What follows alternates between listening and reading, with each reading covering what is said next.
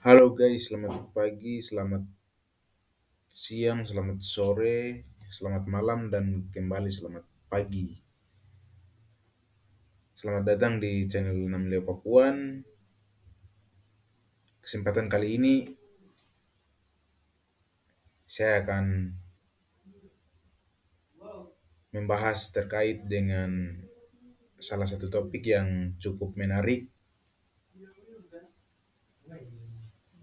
Dan topik ini biasanya didiskusikan di kampus, di kelompok-kelompok atau organisasi penghiburan, maupun kelompok mana saja, dan biasanya memperdebatkan tidak hanya di lingkup kita tetapi juga di zaman-zaman dulu memperdebatkan soal ide, pikiran, gagasan, asal-usul, pertanyaan, dan segala macamnya. Topik terkait yang dimaksud adalah sejarah perkembangan filsafat dunia, dan pada kata yang selalu diperdebatkan oleh dunia dan hingga hari ini masih dalam proses perdebatan adalah tentang filsafat. Filsafat dunia ini cukup menarik dan terus dibahas, dan kesempatan kali ini saya akan eh, memberikan pendapat sedikit tentang sejarah perkembangan filsafat dunia. Filsafat perkembangan dunia ini kan memulai dari abad-abad awal di Yunani pada tentunya, dan eh, terus ada sampai saat ini. Oke, kita langsung saja mulai tentang eh, penjelasan topik terkait filsafat ini. Terlebih dahulu kita akan melihat dengan suatu pertanyaan, apa itu filsafat? Ya, filsafat itu tentu saja kita memiliki eh, banyak definisi dan juga arti yang dijelaskan dari setiap bahasa maupun setiap orang yang ada di muka bumi ini. Jadi dalam istilah bahasa Inggris, filosofi atau filosofi yang berarti filsafat juga berasal dari kata Yunani yaitu filosofia, yang lazim diterjemahkan ke dalam bahasa tersebut sebagai cinta kearifan. Menurut pengertian yang semula dari zaman Yunani kuno, itu filsafat berarti kearifan. Nah, kalau kita melihat kearifan ini tidak hanya soal kearifan lokal, budaya, bahasa, tetapi soal pengetahuan yang di dalamnya adalah kearifan pengetahuan. Itu filsafat itu sendiri. Oke, kita lanjut saja. Eh, Filsafat adalah suatu usaha yang dan untuk memahami atau mengerti semesta melalui pengetahuan atau melalui ilmu filsafat ini, manusia akan mengetahui semesta ini dalam hal makna hakikat. Hakikat itu diketahui dengan pertanyaan-pertanyaan, asumsi-asumsi dari setiap orang, lebih-lebih para filsuf-filsuf. Bidang filsafat sangatlah luas dan mencakup sejarah keseluruhan sejauh dapat dijangkau oleh pikiran. Filsafat berusaha untuk menjawab pertanyaan-pertanyaan tentang asal mula dan sifat dasar alam semesta, tempat manusia hidup, serta apa yang merupakan tujuan hidupnya. Metode filsafat adalah metode bertanya, Jadi dalam filsafat pertanyaan adalah hal yang paling esensial dalam mempelajari filsafat untuk menanyakan kepada dirinya atau kepada objek dan mencari tahu kebenarannya. Objek materinya adalah semua yang ada, semua yang dapat dilihat maupun dirasa adalah bagian dari objek materi itu sendiri yang ada. Kemudian, karena filsafat bukan suatu disiplin ilmu, maka sesuatu dengan definisinya, sejarah dan perkembangan filsafat tidak akan pernah habis untuk dibahas. Pada akhirnya hari ini masih dalam perdebatan, pembahasan yang dilakukan oleh setiap orang di muka bumi ini tentang filsafat itu sendiri.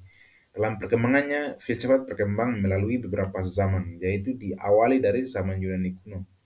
Tentu saja filsafat dari awal hingga abad 21 ini banyak sekali filsuf-filsuf yang ada, dan zaman-zaman itu juga masuk dalam sejarah perkembangan filsafat itu sendiri. Yang pertama adalah zaman Yunani kuno. Kemudian yang kedua adalah zaman kegelapan. Selanjutnya yang ketiga adalah zaman pencerahan. Lalu kemudian berikutnya adalah zaman awal modern dan modern. Zaman awal modern dan modern itu beda ya. Dan zaman postmodern di abad 18 sampai 19 hingga saat ini. Dalam ulasan ini dibahas mengenai sejarah dan perkembangan filsafat dari zaman Yunani kuno hingga hari ini. Kita akan melihat siapa yang ada di dalamnya, terus kemudian seperti apa perkembangannya, lalu apakah ada sesuatu yang diperdebatkan dalam filsafat. Oke, kita akan melihat satu persatu dari zaman ke zaman. Pertama adalah zaman Yunani kuno. Seperti apa zaman Yunani kuno tentang perkembangan filsafat itu sendiri. Periode filsafat Yunani kuno merupakan periode terpenting dalam sejarah peradaban manusia. Hal ini disebabkan karena pada saat itu terjadi perubahan pola pikir mitosentris, yaitu pola pikir yang sangat mengandalkan mitos untuk menjelaskan fenomena alam. Waktu itu, di zaman itu, di Yunani kuno, fenomena alam itu adalah suatu hal yang kemudian terus memperdebatkan, membicarakan oleh intelektual atau filsuf-filsuf pada zaman Yunani kuno. Mereka yang telah mengetahui tentang baca, tulis, dan kemudian membaca pikiran, membaca dunia, bagaimana dialektika yang terjadi, itu adalah fenomena alam yang kemudian dilihat secara menyeluruh oleh setiap pemikir-pemikir yang ada. Lebih-lebih fenomena alam dan kemudian suatu fenomena di mana dewa bumi yang sedang apa menyongkang kepalanya itu juga ya diperdebatkan pada zaman Yunani kuno dulu. Kemudian pada periode ini atau periode itu muncullah filosof pertama yang mengkaji tentang asal-usul alam. Pada awalnya sudah menyebutkan namanya Thales. Yaitu Thales pada tahun 624 hingga 546 sebelum Masehi. Pada masa itu ia mengatakan bahwa asal alam adalah air karena unsur terpenting bagi setiap makhluk hidup adalah air.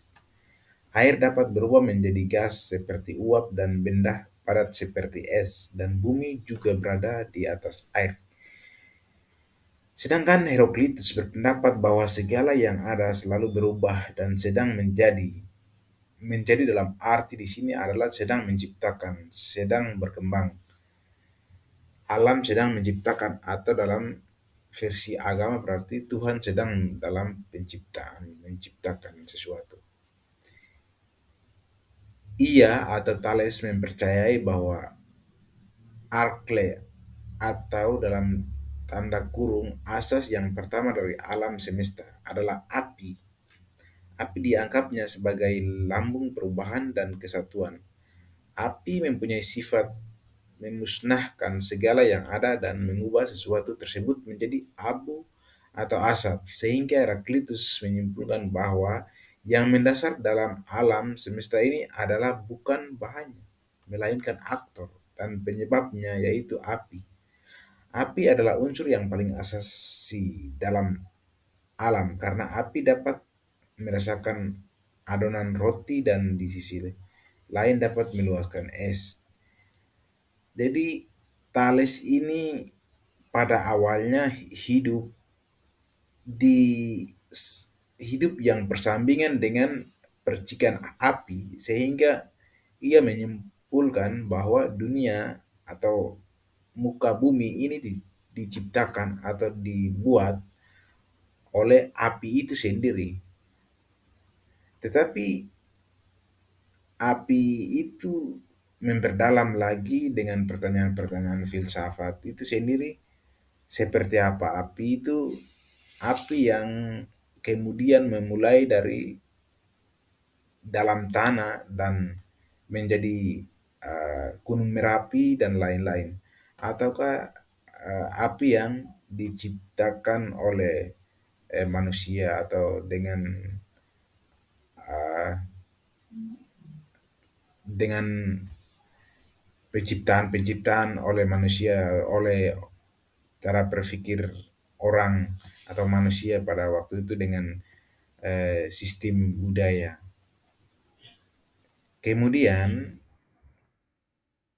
selain Heraklitus ada pula Parmenides. Nah, ini adalah pengikut-pengikutnya dari filsuf awal sampai dengan berjalannya filsuf-filsuf ketiga, keempat. Parmenides lahir di kota Elea. Ia merupakan ahli filsuf yang pertama kali memikirkan tentang hakikat ada. Menurut pendapat Parmenides, apa yang disebut sebagai realitas adalah bukan gerak dan perubahan. Yang ada itu ada, yang ada dapat hilang menjadi ada, yang tidak ada adalah tidak ada sehingga tidak dapat dipikirkan. Yang dapat dipikirkan hanyalah ada saja. Jadi Parmenides berargumentasi bahwa sesuatu itu ada dan tidak, sesuatu yang tidak ada itu tetap ada. Jadi argumentasi Parmenides adalah soal ada. Sesuatu yang ada itu ada. Sesuatu yang tidak dilihat oleh mata atau indera, tapi tetap ada. Kemudian, zaman keemasan atau puncak dari filsafat Yunani kuno atau klasik dicapai pada masa Socrates. Nah, ini dari zaman-zaman Thales, terus Parmenides, naik sampai sekarang kan yang filsuf-filsuf yang terkenal atau klasik hari ini adalah Socrates, kemudian Plato, dan juga Aristoteles. Ini adalah guru, murid, dan pengikutnya. Socrates merupakan anak dari seorang pemahat, Sopronikos. Ibunya bernama Materete, yang bekerja sebagai seorang bidan. Istrinya bernama Santipe yang terkenal galak dan keras. Socrates adalah seorang guru. Setiap kali Socrates mengajarkan pengetahuannya, Socrates tidak pernah memungut bayaran kepada murid-muridnya. Oleh karena itulah, kaum Sopis menuduh dirinya memberikan ajaran baru yang merusak moral dan menentang kepercayaan negara kepada para pemuda. Kemudian dia ditangkap dan dihukum mati dengan minuman racun pada tahun atau umur 70-an, yakni pada tahun 399 sebelum Masehi. Pemikiran filsafatnya untuk menyelidiki manusia secara keseluruhan yaitu dengan menghargai nilai-nilai jismania, rohania yang kemudian tidak dapat dipisahkan. Lalu Plato lahir di Athena. Ini setelah Aristoteles, kemudian Plato lahir dengan nama asli Aristoteles. Ia belajar filsafat dari Socrates, Pythagoras, Heraclitus, dan Elia sebagai titik tolak pemikiran filsafatnya. Ia mencoba menyelesaikan permasalahan lama, yakni mana yang benar, yang berubah-ubah, Heraclitus, atau yang tetap, Parmenides. Jadi antara Heraclitus dan Parmenides itu ada yang berubah, sesuatu itu ada yang berubah, tapi ada juga yang eh, atau Parmenides itu dia tetap memandang bahwa sesuatu itu tetap tidak berubah. Pengetahuan yang diperoleh lewat indera disebut sebagai pengetahuan indera, dan pengetahuan yang diperoleh lewat akal disebut sebagai pengetahuan akal. Plato menerangkan bahwa manusia itu sesungguhnya berada dalam dua dunia, yaitu dunia pengalaman yang bersifat tidak tetap dan bersifat tetap. Itu pemahaman dari Heraklitus, dan kemudian Parmenides, dua pandangan yang kemudian diargumentasikan. Lalu kita melangkah ke poin kedua, yaitu zaman atau zaman kegelapan abad 12 sampai 13 Masih. Zaman ini dikenal sebagai abad pertengahan filsafat. Pada zaman ini dikuasai oleh pemikiran keagamaan, yakni Christianity atau Kristen. Puncak dari filsafat Kristiani adalah patristik atau patres, papa gereja, yang patristik dibagi menjadi dua, yaitu patristik Yunani atau patristik Timur dan patristik Latin atau patristik Barat. Tokoh-tokoh patristik Yunani antara lain Clemens dari Alexandria tahun 150 sampai 215, Origens Origens tahun 1805 sampai 254, Gregorius dari Nazianze tahun 330 sampai 390, Basilius, dan kemudian Ambrosius, Hieronymus, dan sebagainya. Itu adalah mereka-mereka yang lahir dan kemudian mengembangkan eh, pendapat, terus kemudian eh, juga filsafat pada zaman kegelapan di abad 12 sampai 13. Lalu kemudian pada zaman skolastik, pengaruh Plotinus diambil alih oleh Aristoteles. Pada masa ini, pemikiran-pemikiran Aristoteles kembali dikenal dalam karya beberapa filsafat Yunani maupun Islam, yaitu melalui Avicenna, Ibn Sina, Averroes, Rus, Maimonides. Pengaruh Aristoteles sangatlah besar sehingga ia disebut sebagai sang filsuf. Sedangkan Averroes yang banyak membahas karya Aristoteles dijuluki sebagai sang komentator. Lalu kemudian kita masuk pada zaman pencerahan. Ini poin ketiga yang kemudian kita harus bahas. Zaman ini adalah abad 14 sampai 15 Masehi. Pada abad pertengahan ini muncullah seorang astronom perkembangan Polandia. Astronom tersebut bernama Copernicus. Pada saat itu, Copernicus menemukan temuannya bahwa pusat peredaran benda-benda angkasa adalah matahari, heliocentrisme. Namun temuan Copernicus ini tidak disambut baik oleh otoritas gereja, sebab mereka menganggap bahwa teori yang dikemukakan oleh Copernicus bertentangan dengan teori geosentrisme bumi sebagai pusat peradaban atau peredaran benda angkasa.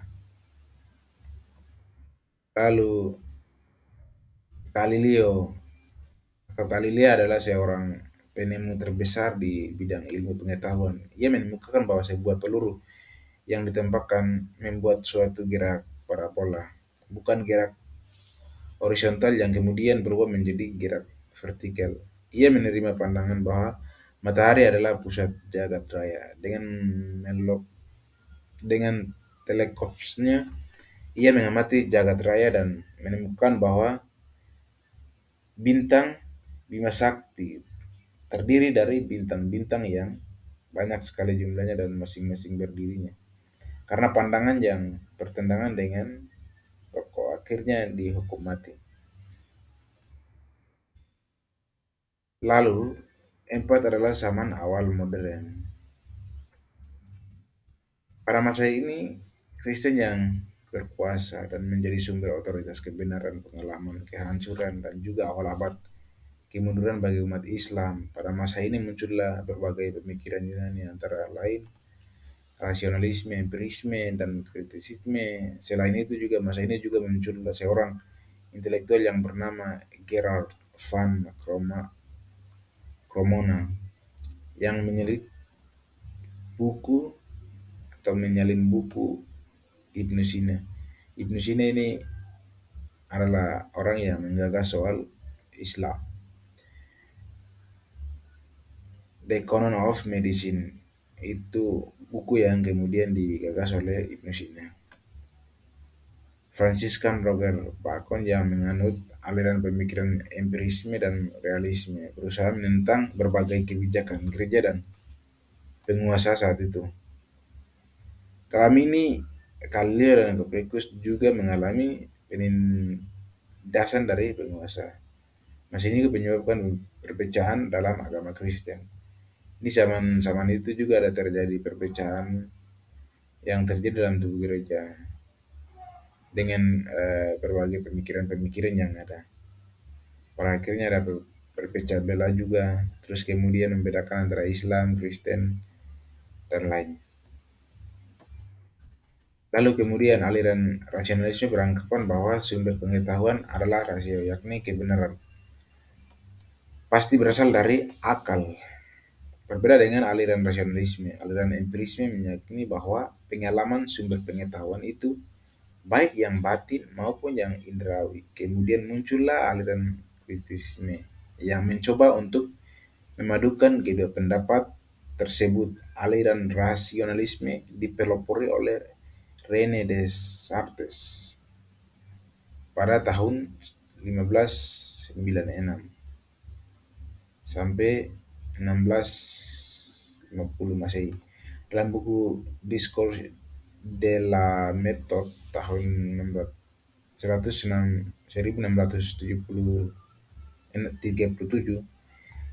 ia menegaskan perlunya ada metode yang itu sebagai dewasa, kokoh bagi semua pengetahuan yang yaitu dengan segalanya secara metodis. Lalu kemudian pelopor aliran empirisme adalah David Hume. David Hume memiliki pengalaman sebagai sumber utama pengetahuan, sebab pengalaman dapat bersifat lahiriah yang menyangkut dunia maupun yang batinia yang menyangkut pribadi manusia. Oleh karena itu pengenalan indrawi merupakan bentuk pengenalan yang paling jelas dan sempurna. Hume merupakan pelopor para empirisme yang percaya bahwa seluruh pengetahuan tentang dunia berasal dari indera. Jadi Hume ini berpendapat atau membangun argumentasinya bahwa pengetahuan itu lahir dari empirisme atau pengalaman-pengalaman yang ada. Lalu kemudian ada pun aliran kritisisme dan pelopor ialah Immanuel Kant. Immanuel Kant ini kita kenal dia adalah orang yang kemudian membahas soal akal. Immanuel Kant mencoba untuk mengembangkan sesuatu sintesis atau dua pendekatan yang bertentangan tersebut. kan berpendapat bahwa masing-masing pendekatan benar separuh dan salah separuh.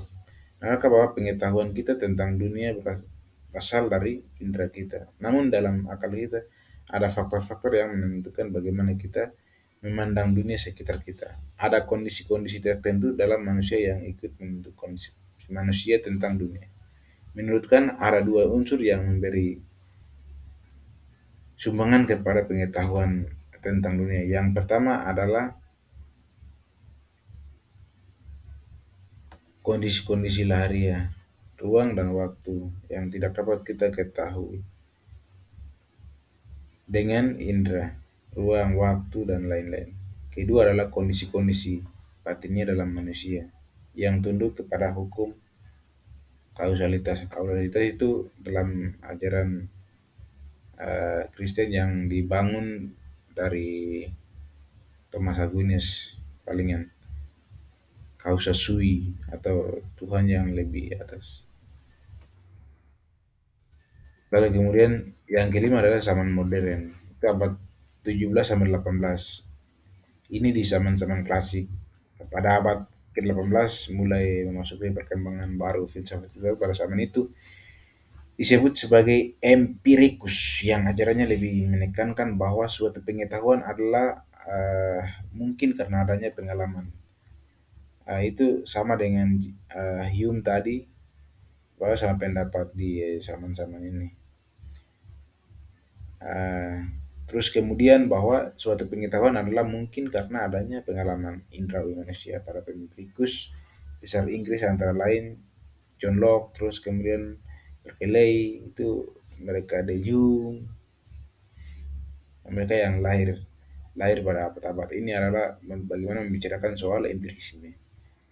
Lalu kemudian menurutkan dalam karyanya yang berjudul Kritik der Reiner Vernunft atau Critic of Pure Reasons yang terbit tahun 1781 memberi arah baru mengenai filsafat pengetahuan. Itu lebih banyak membicarakan soal pengetahuan itu soal konsepsi atau kebenaran pengetahuan yang dikemukakan oleh kaum rasionalisme, kan lebih banyak membicarakan soal itu. Lalu kemudian yang keenam adalah zaman postmodern. Itu abad 18 sampai 19. Pada abad ke-17 dan ke-18 perkembangan pemikiran filsafat pengetahuan memperlihatkan aliran besar rasionalisme, empirisme, idealisme dengan mempertahankan wilayah-wilayah yang luas dibandingkan dengan filsafat abad ke-17 dan abad ke-18. Filsafat abad ke-19 dan abad ke-20 banyak permunculan aliran-aliran baru dalam filsafat, antara lain positivisme, marxisme, eksistensialisme, pragmatisme, neokolonialisme, neokontianilisme, neotomisme, dan fenomenologi. Berkaitan dengan filosofi penelitian ilmu sosial, aliran yang tidak bisa dilewatkan adalah positivisme yang dengan gagas oleh filsuf Comte. Menurut Comte, pemikiran manusia dapat dibagi ke dalam 3 tahapan, yaitu ada teleologis, terus kemudian ada metafisis, kemudian ada positif ilmiah. Oke, kita akan lanjut. Lalu kemudian bagaimana manusia dewasa atau modern ini pengetahuan hanya mungkin dengan menerapkan metode-metode positif ilmiah. Artinya setiap pemikiran hanya benar secara ilmiah bila mana dapat diuji dan dibuktikan dengan pengukuran-pengukuran yang jelas dan pasti di sebagaimana berat, luas, dan isi suatu benda. Dengan demikian, Comte menolak spekulasi metafisis dan oleh karena itu ilmu sosial yang digagas atau olehnya ketika itu dinamakan metafisis sosial sebelum dikenal sekarang sebagai sosiologi. Bisa dipahami karena pada masa itu ilmu-ilmu alam atau natural science sudah lebih mantap dan mapan. Selanjutnya adalah pada periode terkini atau kontemporer setelah aliran-aliran sebagaimana disebut di atas muncullah aliran-aliran filsafat misalnya strukturalisme, terus kemudian postmodernisme. Strukturalisme dengan tokoh-tokohnya misalnya Strauss, Lacan, terus kemudian Husserl. Tokoh-tokoh postmodernisme antara lain adalah Habermas, terus kemudian Derrida. Kini oleh para epistemolog ataupun dari kalangan sosiologi pengetahuan dalam perkembangan, kemudian di struktur ilmu pengetahuan semakin lebih sistematik dan lebih lengkap, dilengkapi dengan teori logika dan metode sains, bagaimana yang dikembangkan oleh Wallace dalam bukunya The Logic of Science in Sociology. Dari struktur ini tersebut tidak lain hendak dikatakan bahwa kegiatan keilmuan atau ilmiah itu adalah penelitian, search dan research. Kemudian pada periode ini juga muncul aliran pragmatisme. Pragmatisme berasal dari kata pragma yang artinya guna. Maka pragmatisme adalah suatu aliran yang apa saja yang membuktikan diri sebagai benar dengan akibat-akibat bermanfaat seperti atau secara pragmatis. Tokonya James lahir di New York, memperkenalkan dirinya dengan atau memperkenalkan ide-idenya tentang pragmatisme. Lalu kemudian selain itu juga muncullah filsafat analytics. Tokoh aliran ini adalah Joseph John. Ilmu yang ditekuni adalah ilmu penerbangan yang memerlukan studi dasar matematika yang mendalam. Filsafat analitik ini berpengaruh di Inggris dan Amerika sejak tahun 1950. Filsafat ini membahas mengenai analisis bahasa dan analisis konsep-konsep. Seperti itu pembahasan untuk hari ini dan semoga bermanfaat. Bila kurang boleh komen di kolom komentar dan pasti saya akan jawab. Salam hormat.